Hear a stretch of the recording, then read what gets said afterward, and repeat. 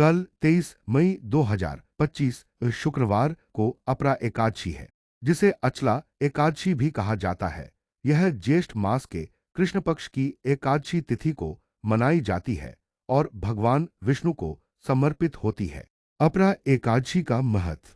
अपरा एकादशी का व्रत पापों के नाश, मोक्ष की प्राप्ति और आत्मशुद्धि के लिए अत्यंत प्रभावशाली माना जाता है।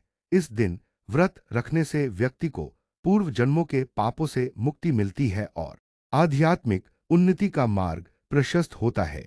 व्रत और पूजा विधि। व्रत आरंभ 23 मई को प्रातःकाल स्नान करके व्रत का संकल्प ले। पूजा विधि। भगवान विष्णु के वामन अवतार की पूजा करे, उन्हें पुष्प, फल, दीप और धूप अर्पित करे।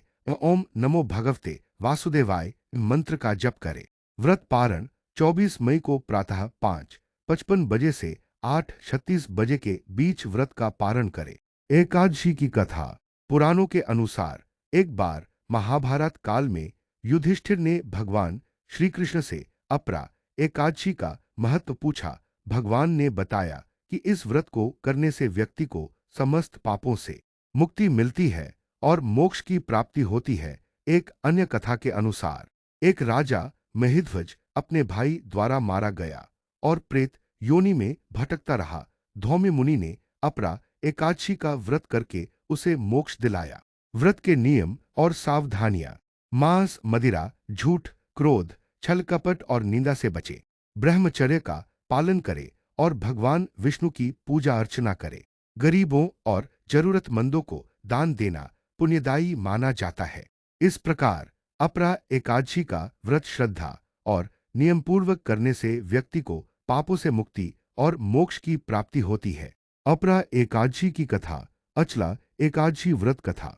यह एकादशी ज्येष्ठ मास के कृष्ण पक्ष में आती है और इसे अपरा एकादशी या अचला एकादशी कहा जाता है। इसका विशेष महत्व यह है कि जो व्यक्ति इस दिन व्रत करता है उसे अनेक यज्ञों, तीर्थ यात्राओं और दान पुण्य के बराबर फल मिलता है। यह व्रत विशेषकर पापों से मुक्ति और मोक्ष की प्राप्ति के लिए किया जाता है। पौराणिक कथा। राजा महिध्वज और धौम्य मुनि। पुराणों में एक कथा आती है। एक समय की बात है, महिष्मति नगर में महिध्वज नामक एक धर्मपरायण राजा राज्य करता था। वह अत्यंत न्यायप्रिय, परोपकारी और भगवान विष्णु का परम भक्त था। राजा की प्रजा सुखी और प्रसन्न रहती थी, लेकिन उसके छोटे भाई वज्रध्वज को उससे ईर्ष्या थी। ईर्ष्या के वशीभूत होकर एक दिन वज्रध्वज ने राजा महिध्वज की हत्या कर दी और उसके शव को जंगल में पीपल के पेड़ के नीचे गाड़ दिया।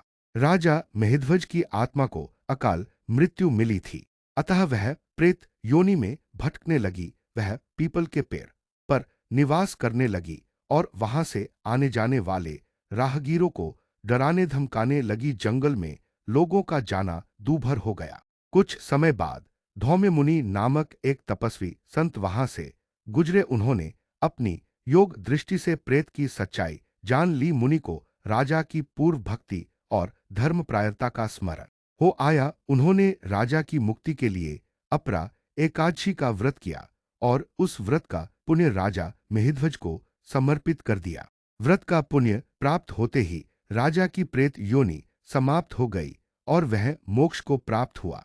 भगवान श्री कृष्ण ने युधिष्ठिर से कहा, हे युधिष्ठिर, जो व्यक्ति अपरा एकादशी का व्रत करता है वह इस लोक में सम्मान प्राप्त करता है और मृत्यु के बाद विष्णु लोक को जाता है।